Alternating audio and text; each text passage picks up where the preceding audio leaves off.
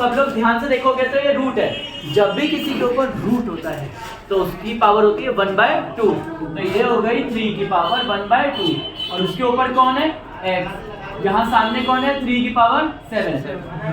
Power की power multiply हो जाएगी तो 3 की power 1/2 multiply x equals to 3 की पावर 7। कंपेयरिंग पावर ये हो जाएगा x/2 बराबर हो जाएगा 7, डिवाइड का 2 इधर जाएगा तो 7 2 जा तो x की वैल्यू आ जाएगी 14। क्लियर, पहला क्वेश्चन हो गया। टाइम है 55 सेकेंड।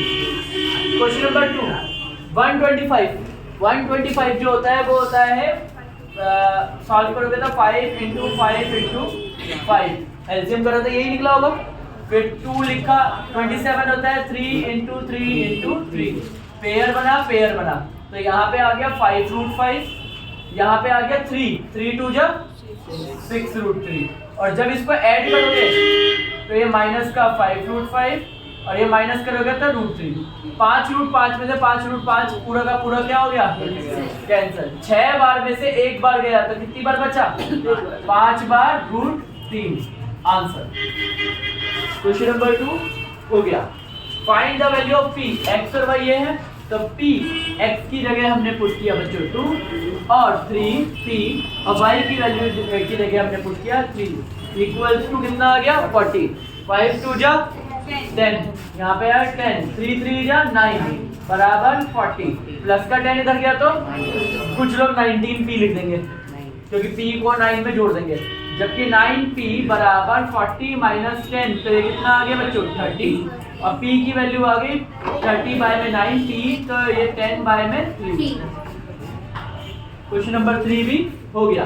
क्वेश्चन नंबर 4 में आओ। दो इंटरसेक्ट कर रही है तो पहले मैं x एक्सिस को करता हूँ। इंटरसेक्ट x एक्सिस इंटरसेक्ट तो पुट करना है मुझे x बराबर जहाँ पे जब x एक्सिस को काटता है तो क्या जीरो होता है y 0 पुट किया तो देखो 5x + 2y बराबर 10 इक्वल्स टू 10। 5x + 2 × 0 बराबर 10। 2 0 जा 0 5 मल्टीप्लाई में इधर गया तो 10 को 5 से डिवाइड किया तो आंसर आ गया 2, x आ गया 2, ये x2 आया। सेम ऐसे ही इसमें दूसरी वैल्यू x को 0 पुट किया, या समझ में आ रहा है ना, x 0 पुट किया एक बार, अभी y 0 पुट किया पूरा सॉल्व किया, x 0 पुट किया पूरा सॉल्व किया 2y बराबर 10 y बराबर कितना आ जाएगा 5। तो देखो पहला पॉइंट मिल जाएगा जब y 0 था x2 तो 2, 0 और दूसरा पॉइंट था 0, 5। अगर आपने ये दो आंसर नमस्ते ये दो आंसर लिखे तो गलत हो जाओगे आपको ये दो आंसर नहीं लिखने हैं। नमस्ते बच्चों। नेक्स्ट आता है बच्चों ए और डी निकालना है। नमस्ते। पूरी स्ट्रेट लाइन दिख रही है, क्लियर है सबको? स्ट्रेट लाइन दिख रही है। स्ट्रेट लाइन में कितने एंगल है 3, तीनों को प्लस करके मैंने पहले ले लिया एंगल, यहाँ पे अगर स्ट्रेट लाइन है ये भी स्ट्रेट लाइन है ठीक है COP, पहला एंगल ले लिया COP प्लस एंगल POB। नमस्ते बच्चे। तीसरा एंगल है DOB, तीनों जोड़ के कितना होगा 180, रीजन होगा लीनियर पेयर। तो पहले COP कितना है 3x + 7, POB कितना है हमारे पास x + 5, दूसरा कौन सा है 40 बराबर 180। सबको जोड़ा 3 और 1 कितना हो गया 4x। 40 + 45 45 + 52 52 प्लस का उधर गया तो 180 माइनस का 52 माइनस किया तो ये 8 आया, यहाँ पे 17 17 में से 5 गया तो कितना है 12। x की वैल्यू 4 मल्टीप्लाई में तो इधर आया डिवाइड पे 4 1 जा 4 3 जा 12 4 2 जा 8 तो x की वैल्यू कितनी आ गई 32 आ गई। क्लियर है? कितना सिंपल और सीधा सीधा क्वेश्चन है। हमें एक और चीज निकालनी थी A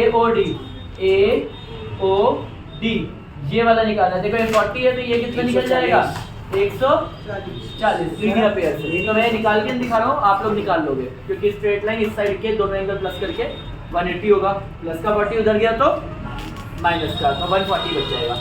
नेक्स्ट है इसने कहा लेट एक है लेट फर्स्ट एंगल, पहले एंगल को क्या मान लिया इज x, तो बताओ सेकंड एंगल क्या होगा सेकेंड एंगल जो होगा वो होगा कितना, इज 90 माइनस एक्स।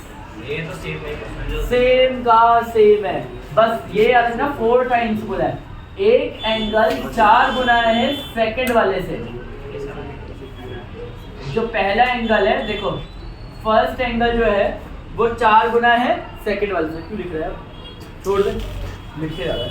तो फर्स्ट एंगल क्या है हमारे पास, x। सेकंड एंगल क्या है, 90 माइनस x। एक बात देखना, ये मैं कॉम्प्लीमेंट वाला कर रहा हूँ, तो 90 माइनस 9 4 जा 36, 4 1 जा 4x बराबर x, माइनस का 4x कितना है 5x। तो 5x इक्वल टू 360। x की वैल्यू कितनी आ गई, 360 डिवाइडेड बाय 5, तो आंसर आ गया 72। इसका आंसर 72। पहला एंगल 72, दूसरा एंगल 90 में से 72 जाएगा तो 18 ही आएगा, 288। अरे भाई साहब 90 में तो माइनस करोगे। 90 वाले का 2 एंगल है ना, एक एंगल तो 72 आ गया, तो दूसरा भी तो बताओगे। 90 में से 72 जाएगा तो ये एक क्वेश्चन खत्म हुआ। सेम क्वेश्चन रिफ्लेक्स में, अब 90 की जगह क्या आ जाएगा 360।